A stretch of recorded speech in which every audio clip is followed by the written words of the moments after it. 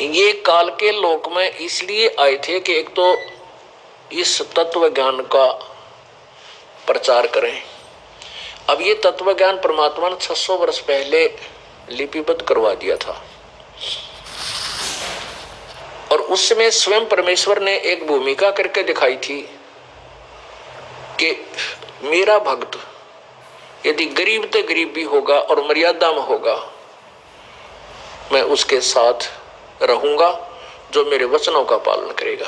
कैसे रहूंगा? जैसे कबीर परमेश्वर जी एक चुलाहे का कार्य करते थे, एक गृहस्थी की भूमिका कर रहे थे। हालांकि वो बाल बच्चेदार नहीं थे, उनके कोई पत्नी नहीं थी, लेकिन फिर भी परिवार था। मुंह बोले माता पिता जिनको कमल के फूल पर परमात्मा प्राप्त हुए थे, नीरू और नीवा, और दो, एक लड़का एक लड़की। एक लड़का मृत शरीर, एक लड़का जो मृत्यु को प्राप्त हो चुका था 12-13 वर्ष का, और वो जल प्रवाह कर दिया गया था। और शेख तकी नामक एक अनाड़ी पीर की फड़क निकालने के लिए परमात्मा ने वो मुर्दा जिंदा करके वो बालक अपने साथ रखा था बेटे के रूप में। ऐसे उस शेख तकी पीर की लड़की मर गई थी, उसमें कब्र में दबा रखी थी। कब्र फुड़वा कर परमात्मा ने हजारों लोगों के सामने वह जीवित करी थी और हजारों व्यक्ति परमात्मा के शिष्य बन गए थे उस करिश्मे को देखकर। तो वह 12-13 वर्ष की लड़की परमात्मा के साथ बेटी के रूप में रही थी। ऐसे घर में 5 सदस्य थे, खुद मालिक, माता पिता, मुंह बोले और बेटा बेटी धर्म के, वचन के। तो वो एक गृहस्थी की भूमिका परमात्मा ने निभा के दिखाई, क्योंकि हमारे को इतना अज्ञानी बना रखा था। ये जो संत ऋषि बने फिरे हैं, घर छोड़ दे हैं, वो लोग गृहस्थी थोड़े पार हो सकते हैं। जो घर छोड़ गया बस वो पार होगा। तप करे, कठिन साधना करे, मुंड मुंडा ले कर कति जटा भारी रखवा ले। परमात्मा कहते नहीं, मुंड मुंडा ले चाहे जटा रखा ले, जब तक आप सत भक्ति नहीं करोगे पार नहीं हो सकती, आपका कोई ठिकाना नहीं। तो परमात्मा ने वो लीला की थी एक बहुत गरीब व्यक्ति की। सारा दिन कपड़ा बनते थे और उस कपड़े में से जो भी कमाई होती थी हफ्ते में जो बनकर तैयार होता था, जो भी उससे सेल करते थे या उस कमाई की, उस कपड़ा बुनने की जो मजदूरी होती थी, उससे जो खाने का एक हफ्ते का राशन आवश्यक ले आते थे, बाद जो शेष बच जाता था उसका धर्म में लगा देते थे, धर्म यज्ञ कर देते थे और हैंड टू माउथ रहा करते थे। और साथ में ये प्रचार किया करते थे, मुल्ला और काजी और उन नकली पंडितों की जो है उनके द्वारा दिए हुए ज्ञान की धज्जियां उड़ाया करते थे, उनके अज्ञान का पर्दाफाश करते थे। परमात्मा के सामने कोई भी नहीं टिका। और ज्ञान सब ज्ञानड़ी ये कबीर ज्ञान सो ज्ञान, जैसे गोला तोब का भाई करता चले मैदान। कबीर परमेश्वर का ये तत्व ज्ञान ऐसा है जैसे तोब के गोले ने जहां ठोक दे वहां किलों को ढा करके प्लेन बना देता है। ऐसे ही काल के अज्ञान के किलों को ये परमात्मा का तत्व ज्ञान तोब के गोले की तरह उड़ा रहा है। तो वो काजी और मुल्ला और पंडित और ये ऋषि जो अज्ञान प्रचार करते थे, परमात्मा के ज्ञान के समक्ष वो स्तब्ध रह गए। अब उन्होंने सोचा कि तुम्हारी रोजी रोटी खत्म हो जाएगी, इसलिए वो कबीर परमेश्वर के विरोधी बन गए। परमात्मा को मारना चाहा, मरे नहीं। एक उबलते हुए सरसों के तेल के कढ़ाई में डाल करके मारना चाहा, मरे नहीं, जो के तो बैठे रहे। झेरे कुएं में डाल के ऊपर से छड़ी मिट्टी ईंट डाल दी, बुरा हाल फुल कर दी, तो ही परमात्मा बाहर बैठे पाए।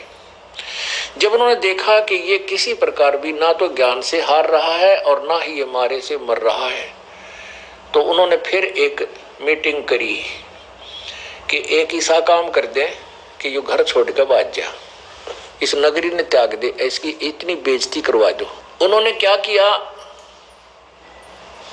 कि चिट्ठी लिख कर पूरे देश विदेश में, पूरे हिंदुस्तान में बहुत दूर तक भेज दिया, संतों के पास, मंडलेश्वरों के पास। पहले क्या होता था, एक एक संत 500-500 चेले रखा करता, 100-100, और वो जमात बनाकर चलता फिरता था। धार्मिक लोग थे, जहां भी वो मंडली आती थी लोग सेवा करते थे, पूजा करते थे, धन देते थे। उनकी कमाई के साधन बना रखे थे उन नालायका ने, भक्ति तो थी नहीं। तो उन सब के पास चिट्ठी लिख दी कि कबीर पुत्र नीरू और इस दिन से प्रारंभ करके 3 दिन तक भंडारा करेगा और मोहर असरफी ऊपर रख कर देगा, एक दोहर देगा। दोहर माने कंबल, जैसे आजकल ये सुंदर कंबल चल रहे हैं ना, बड़े गरम गरम से, ये विलायती से। तो उसमें दोहर जो होती थी, दोहर ऐसी सुंदर, इतनी कीमती होती थी वो। उसमें लिख दिया कि प्रत्येक संत और जो भी उसका शिष्य आएगा उसके ऊपर एक असरफी वर्तमान में सोने की 5, 10, 14, 15 हजार की है। तो एक असरफी मोहर और एक दोहर, जितनी बार खाना खाओगा उतनी बार देगा। यानी एक दिन में 2 बार रोटी खाई जाती, 2 बार ही ऐसे देगा और 3 दिन तक भंडारा चलेगा। और सभी आना अपने शिष्यों के समेत। अब ये पहुंच गई चिट्ठी, झूठी चिट्ठी डाल दी मैंने कि इसके पास कोई खान पीन होगी नहीं और वो आएंगे लोग, इसने कूट छेद कर भगा देंगे, यहाँ से आप भाग जाएगा। अब वो चिट्ठियां पहुंच गई उन मंडलेश्वरों, साधु संतों के पास, इन त्रिगुणमयी माया के उपासकों के पास। तो उस निश्चित एक चिट्ठी भेज दी सिकंदर लोधी के पास, बनारस से दिल्ली में, जो दिल्ली का बादशाह था। सिकंदर लोधी परमात्मा के चरणों में लग चुका था, उनका शिष्य हो गया था। सिकंदर लोधी को एक भयंकर जलन का रोग था, जो किसी भी साधना से, किसी भी ट्रीटमेंट से ठीक नहीं हुआ था। कबीर साहब ने अपने आशीर्वाद से सप्रस मात्र से ठीक कर दिया था। और भी बहुत से उसके सामने करिश्मे मालिक ने दिखाए थे, जिसके कारण सिकंदर लोधी हृदय से मान चुका था ये परमात्मा आए। उसके पास भी एक चिट्ठी लिख दी कि कबीर भंडारा कर रहा है और मैं भंडारा कर रहा हूं कबीर जी की तरफ से। और सिकंदर लोधी से कहा कि आप मेरे शिष्य हैं, आप अवश्य आइएगा। अब शेख तक की जो उनका धार्मिक गुरु था सिकंदर लोधी का, वो कबीर साहब से बहुत ईर्ष्या रखता था। उसने जब पता चला तो उसकी माएँ थी, उसने सिकंदर लोधी से पूछा कि तेरा गुरु वहाँ भंडारा कर रहा है, तो आप चलोगे क्या नहीं? सिकंदर बोला ये कैसे कह दी, मैं ना चलूंगा, मैं अवश्य चलूंगा। तो सिकंदर लोधी 4-5 दिन पहले प्रस्थान कर दिया, हाथी पर बैठ कर आया, बनारस पहुंच गया उस निश्चित दिन को। उधर से वो संत साधु जो वो भी पहुंच गए। 18 लाख 18 लाख व्यक्ति वो संत पहुंच गए। 18 लाख उत्तर गजब हुई है। पुण्यात्माओं, अपना बारात आती है ब्याह में, 70-80 आदमी होते हैं और 3 दिन पहले कढ़ाई चढ़ जाती है, 3 दिन पहले। और घर वाले गांव वालों को कह तुम 5-6 खाइयो, पहले बारात न जमा दो, कहते थोड़ा रह जाए। और वो 18 लाख और एक झोपड़ी में रहने वाले एक व्यक्ति के साथ ऐसा जो अनर्थ किया उन लोगों ने, जुल्म किया।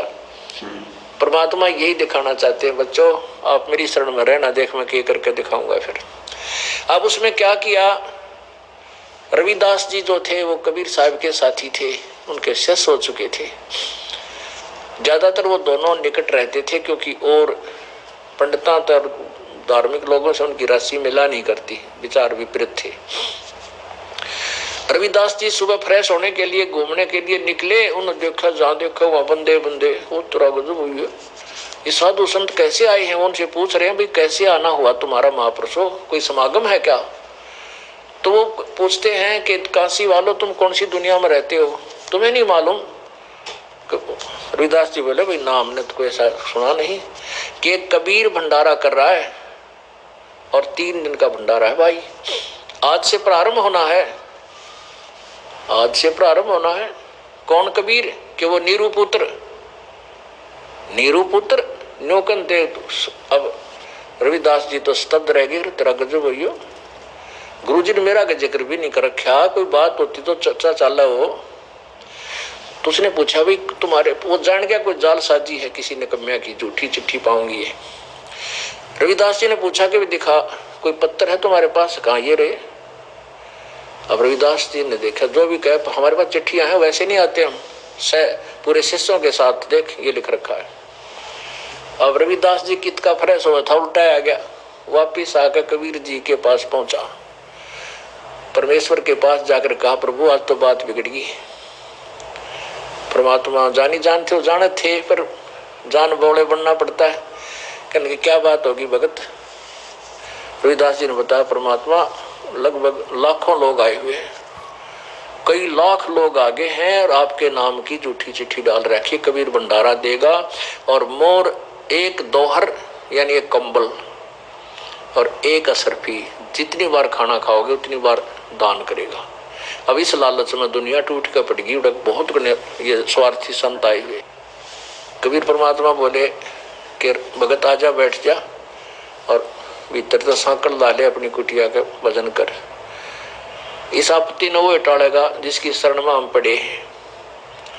आप पे आरती आप पे साजे, आप पे किंगर आप पे बाजे, आप पे ताल झां झनकारा, आप नचे आप देखन आ रहा। परमात्मा आप पे सारी लीला कर रहा है, आप ही भगवान है, आप ही एक दास की भूमिका कर रहा है कि बच्चों तुम नो रहना मेरी शरण में, फिर देखना मैं कैसे डूडा ठाऊंगा।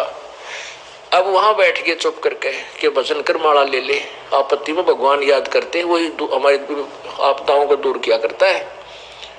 और आज की रात पूरी होने दे, रात में मैं भाग जाऊंगा अपने माता पिता बच्चों को लेकर के, हैं किस पे लेंगे भंडारा, ये बस आज का दिन पूरा होने दे और दरवाजा मत खोलना। उधर से परमेश्वर ने क्या किया, अपना ही अन्य रूप धारण किया, सतलोक में पहुंचे अपने निज घर में, अपने देश से। वहां से 9 लाख बैलों के ऊपर 9 लाख बैलों के ऊपर गधे जैसा बोरा डाल के थैला, 9 लाख बैलों के ऊपर सामान धर के पका पकाया, जलेबी लाडू कचौरी बर्फी दही बड़े रोटी हलवा पूरी सारे तरह की, और साथ में वहीं से कुछ आत्माएं लेकर आए उनके साथ। तो एक बंजारा होते थे पहले, बंजारे क्या होते थे कि बैलों के ऊपर थैले डाल कर ट्रांसपोर्टेशन करते थे।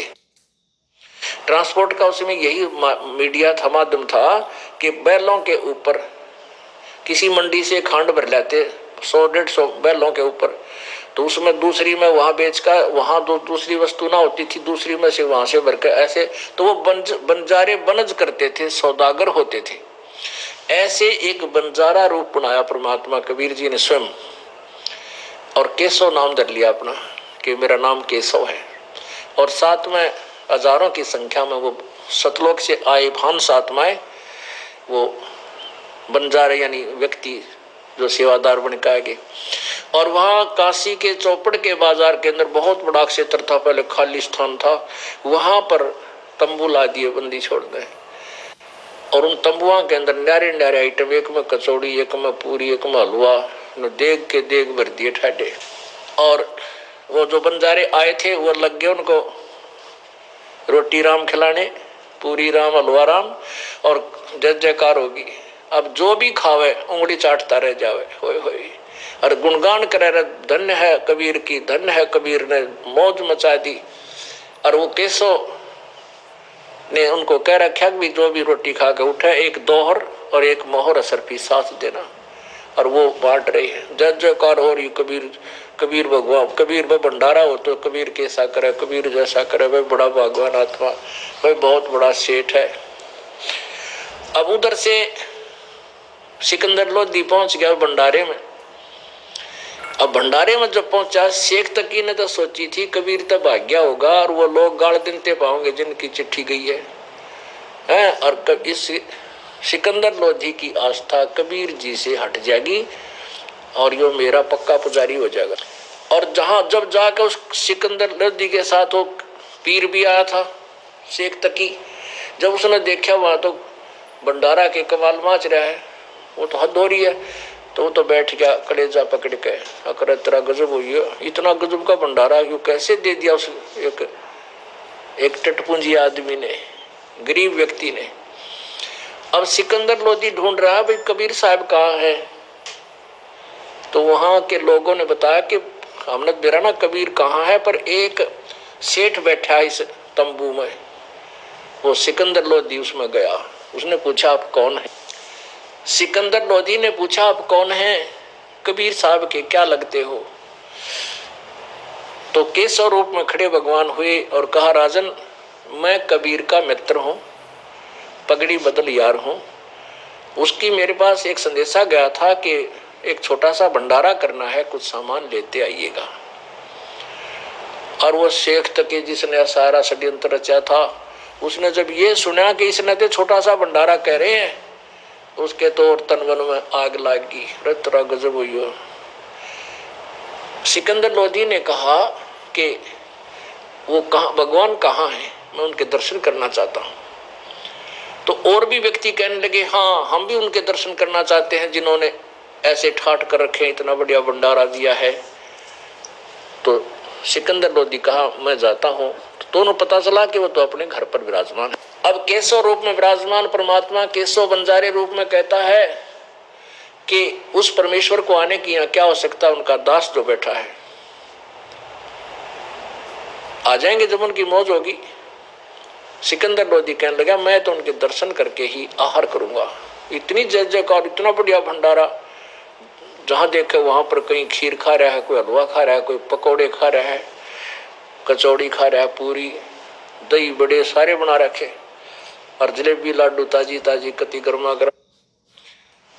तो सिकंदर लोधी हाथी पर बैठ करके साथ में कुछ सैनिक साथ बॉडीगार्ड कबीर परमेश्वर की झोंपड़ी के पास पहुंच गए। और वहां जाकर के सिकंदर लोधी नीचे उतरा और कुंडी खटखटाई, पीछे से दरवाजा खटखटाया कि दरवाजा खोलो कबीर जी, दरवाजा खोलो प्रभु। अब रविदास जी कहने लगे परमात्मा ये तो यहां भी आगे दिखा है। कबीर जी बोले तू बोलना मत, चुप करके बैठा रहा, आप चले जाएं कुआड़ पीट के।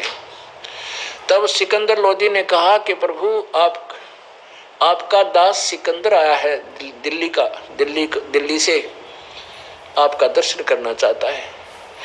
सिकंदर परमात्मा ने कहा कि राजन मैं दरवाजा नहीं खोलूं, इन तो हद कर दी मेरे साथ।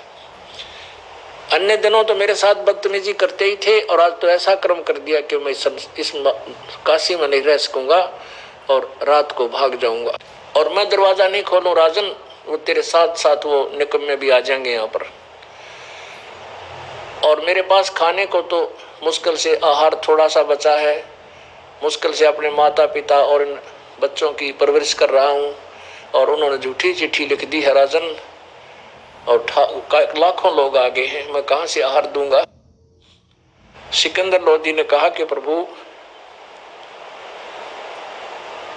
एक बार आपके दास को दर्शन दे दो, मैं नहीं रह सकता आपके दर्शन बिना, एक बार दर्शन दे दो। सिकंदर परमात्मा बोले खोल दे रविदास, भगत नाण दे भीतर, अंदर आने दे। मुकुट के समेत चरणों में गिर गया, नुकानो दंडोत प्रणाम की सिकंदर लोधी ने परमेश्वर के चरणों में, और कहा परमात्मा आप किसी और को बहका सकते हो, ये दास आपसे पूर्ण परिचित हो चुका है, आप पूर्ण परमात्मा हो। आप देखो तो चल के आपने के ठाट कर रखे हैं, वहां पर सब जय जयकार हो रही है, आपके दर्शन के विलासी लोग आपका दर्शन करना चाहते हैं, और वहां आपने हर तरह की मिठाई जो कुछ खाने को मांग रहा उसके पास वही उपलब्ध हो रही है। प्रभु तेरी जय जयकार हो, एक बार आप दर्शन दो उस मेले में चलकर। तब परमात्मा बोले ले भाई चलता है। अब ज्यों ही कबीर परमेश्वर अपनी कुटी से बाहर आए, आसमान से परमात्मा के ऊपर फूलों की वर्षा होने लगी।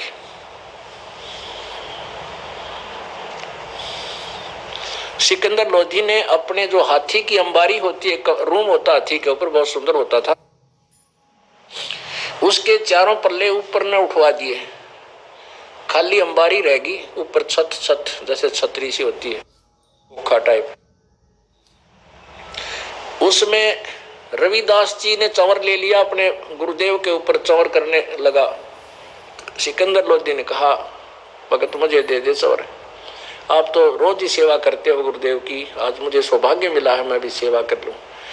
सिकंदर लोधी ने रविदास जी और कबीर जी को हाथी पर बैठाया, स्वयं भी बैठे, और कबीर परमेश्वर के ऊपर अपने हाथों से सिकंदर लोधी दिल्ली का बादशाह सेवा कर रहा, चंवर करता हुआ, और उस मेले में आ गया जहां पर भंडारा चल रहा था।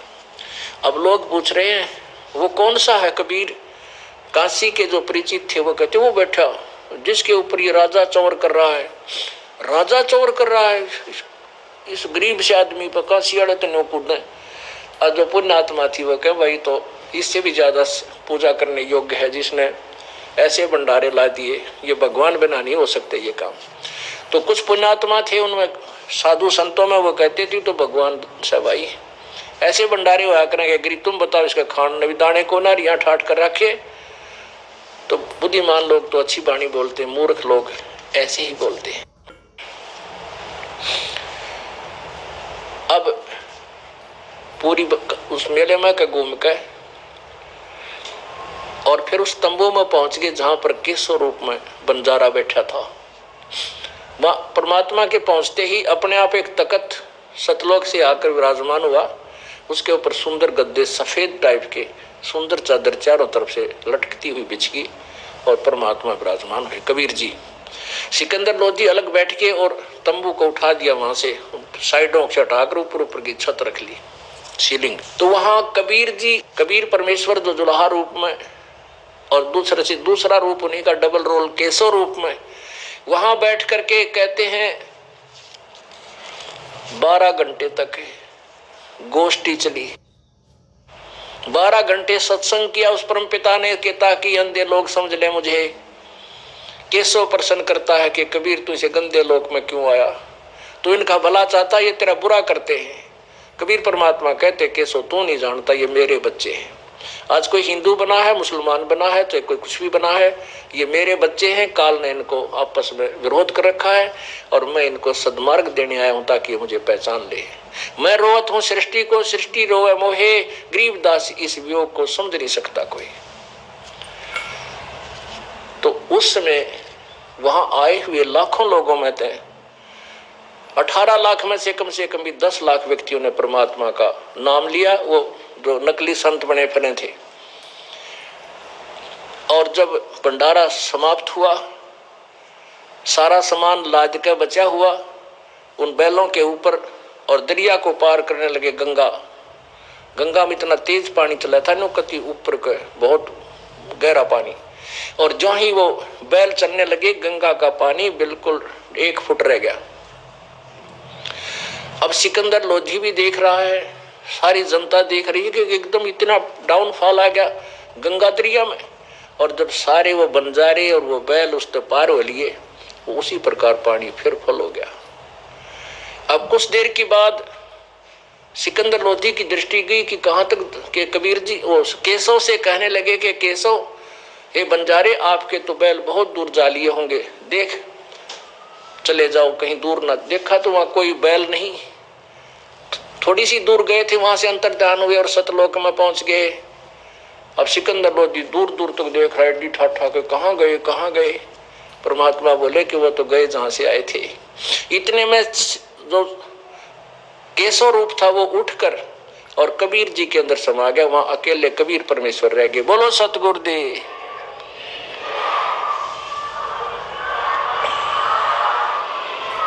सत साहिब। जब सिकंदर लोधी ने पैर पकड़ दिए, परमात्मा आज मेरी कति चौंध टूट गई, आप सचमुच भगवान हो। पुण्यात्माओं, परमात्मा हमें उदाहरण देकर समझा के गए हैं कि साईं इतना दीजिए जिसमें कुटुंब समावे, हम भी भूखे ना रहे, अतिथि ना भूखा जावे। अब 18 लाख अतिथि आगे, 3 दिन के खागड़े और 3 दिन छका दिए परमात्मा ने। जो ऐसा भोजन कोई करा नहीं सकता अतिथि को जो परमात्मा के, यानी हम अब वहां परमात्मा आप ही भूमिका कर रहे हैं एक अच्छे भगत की, कि आप ऐसे भगत होगे तब भगत परमात्मा आपके गणा निकटाओगा। हम चाहते हैं स्वयं धनवान बनना और घनी माया जोड़ जाड़ कर आखा कदे कल ना पावे। कहते मेरी शरण में आकर तू भूल जाए इन बातों ने, कहते कल्पे कारण कौन है, कर सेवा निकाम, और फल इच्छा मन इच्छा फल देऊंगा जो पड़े मेरे ते काम। कि तेरी कल्पना से क्या बनेगा नालायक, तो निष्काम भक्त कर सेवा मेरी, कर भक्ति साधना करता रहे, और जब धनी का काम पड़ेगा ना, जब देखिए तेरे आगे क्यों कर खड़ा पाऊं। तो यहां धनी का काम था जो परमात्मा के ऊपर आपत्ति आई, वहां परमात्मा पे आपत्ति नहीं, एक भक्त पे आपत्ति आई, कबीर पे। अब मालिक स्वयं भूमिका कर रहे थे एक अच्छे भक्त की, कि तुम इसे अच्छे भक्त बनोगे, मालिक पर पूरा विश्वास रखोगे, सच्ची श्रद्धा से भक्ति करोगे, और घनी माया के पास से ना भागोगे, या माया तुम्हारे पीछे भागेगी। फिर तो पुण्यात्माओं, कुछ दिनों के बाद आपको ये ज्ञान हो जाएगा कि मांगू, और मालिक फिर मांगने की जरूरत ना पड़े, आप पर ठाठ करें पाओगा। तो ऐसे हमारी रहनी और करनी होगी, तब परमात्मा आपके कल्याण करेगा। बोलो सतगुरुदेव सत साहिब।